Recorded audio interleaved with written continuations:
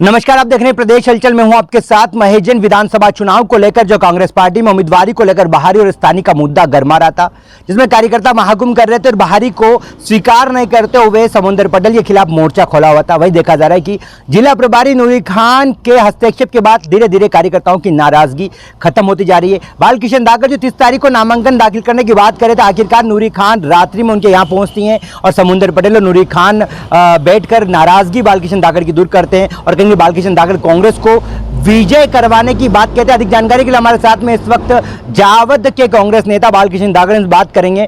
क्या कुछ नाराजगी और अब जो कार्यकर्ताओं के साथ विरोध की बात कर रहे थे, आखिर उस उम्मीदवार को स्वीकार करेंगे? तस्वीरें क्या होगी बालकिशन जी, जिस प्रकार से आप लगातार विरोध कर रहे थे, अब क्या रूपरेखा है? क्योंकि तस्वीरें वीडियो सामने आया, उसमें आप कहीं ना कहीं कांग्रेस के साथ आ गए हैं। देखिए महेश जी, हमारा 30 तारीख तक जो टिकट बदलने का और स्थानीय का जो मुद्दा था, मैं उस पर आखिरी तक हम टिके हुए थे। उसके बाद हम भोपाल गए, जो स्थानीय सारे नेता थे, हम 4 दिन तक वहीं रुके, सारे नेताओं को अवगत कराया और वो भी इस बात से सहमत हो चुके थे कि ये टिकट तो गलत वितरण हो चुका है। उसके बाद में कमलनाथ जी का मेरे पास फ़ोन आया और कमलनाथ जी ने कहा कि बालकिशन निर्दलीय फार्म मत भर और तेरा भविष्य उज्जवल है, मैं तेरे साथ हूँ, मैं तेरी रक्षा करूँगा और कांग्रेस पार्टी को हराने वाला काम करके भविष्य बर्बाद नहीं करना है। तो मैंने कहा साहब, मैं कोई पार्टी में ये सारी बातें तो ठीक है, अभी आपकी नाराजगी चल रही थी कि हम बाहरी को स्वीकार नहीं करेंगे, स्थानीय उम्मीदवार चाहिए। कार्यकर्ताओं की मंशा ये थी या नहीं? मनसा बिल्कुल थी, कार्यकर्ता स्थानीय उम्मीदवार मांग रहे थे। लेकिन अब आप खुद उनके साथ चले गए, नूरी खान ने बैठक कराई, समुंदर पटेल और बालकिशन जो है एक साथ हो गए, आप कांग्रेस पार्टी के साथ जाकर उन्हें विजय कराने की बात कर रहे हैं। मैं जी, मेरे समर्थक और सभी लोगों से मैंने चर्चा की तो निर्दलीय चुनाव लड़कर भविष्य उज्जवल नहीं रहता है। आज मैं निर्दलीय चुनाव लड़ता तो जो लोग अभी पार्टी के सिंबल के साथ हैं, वही लोग कभी न कभी मुझे मौका मिलेगा तो मेरे साथ ये कह के दूर होने की कोशिश करते हैं कि आपने पार्टी को हराया। तो मैं समुंदर पटेल को स्वीकार कर लिया आपने? मैंने हाथ के पंजे को स्वीकार किया है। समुंदर पटेल जी को अगर चुनाव में हाथ का पंजा मिला है तो मैं पंजे के साथ हूँ। आप तो हो गए, लेकिन उन कार्यकर्ताओं का क्या जो महाकुंभ में आए थे? कार्यकर्ताओं ने जो विरोध बताया था, राजकुमार अहिर समर्थक हो, सत्यनारायण पाटीदार हो, बालकिशन दागर समर्थक हो, जिन कार्यकर्ताओं ने अपनी मंशा बताई थी, उनका क्या होगा?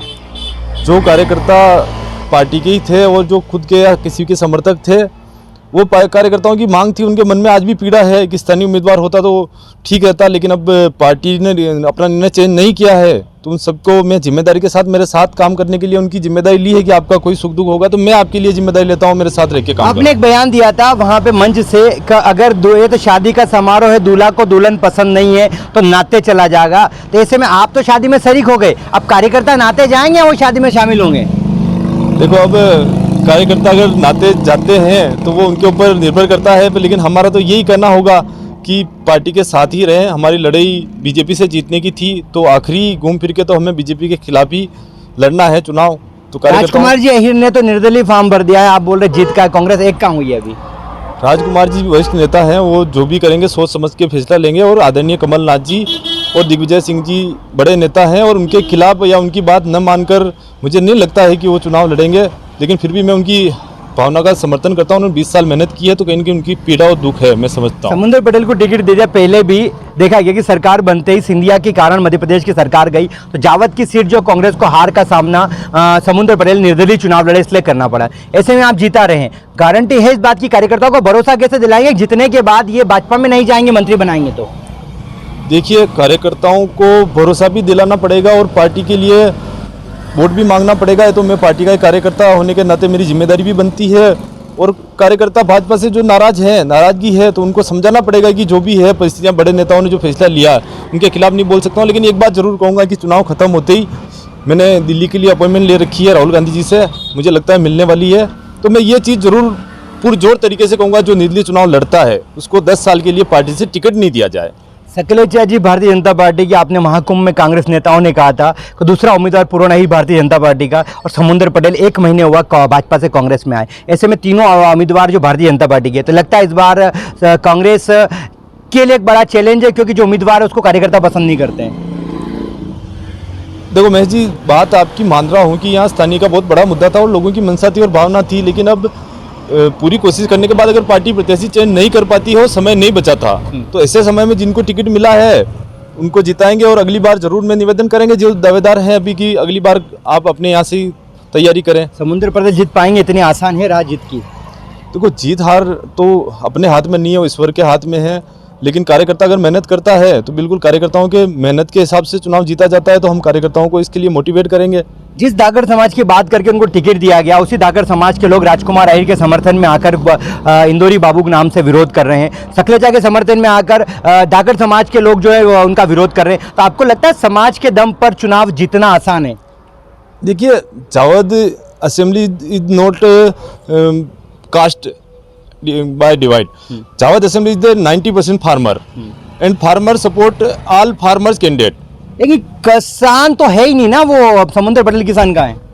तो वो किसान नहीं है, तो जो दावेदार हैं उनमें से जनता देखेगी कि जो उनके लिए अच्छा हो, जो उनके लिए कुछ कर सकता है। 20 साल का जो बीजेपी का राज रहा है उसमें जो काम अच्छे हुए कि नहीं हुए, वो सारी चीज़ें देखते हैं। और मतदाता आजकल बहुत होशियार हैं, बेवकूफ़ बनाने वाली चीज़ें नहीं है आजकल। क्या लगता है, समुंदर पटेल के साथ नूरी खान ने बैठक तो करा दी, हाथ तो मिला लिए, दिल मिला ही नहीं मिला?